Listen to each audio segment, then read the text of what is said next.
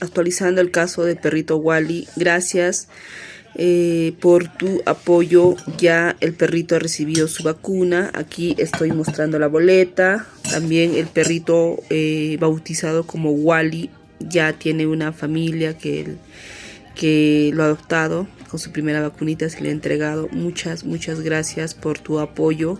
Él fue vacunado y desparasitado. Muchas gracias por no ser indiferente y gracias por confiar en nosotros. Nuestro pequeño Wally se va protegido y nada, agradecerte infinitamente por tu apoyo y por confiar en nosotros y en la labor que hacemos día a día. Muchas gracias y que Dios te bendiga grandemente.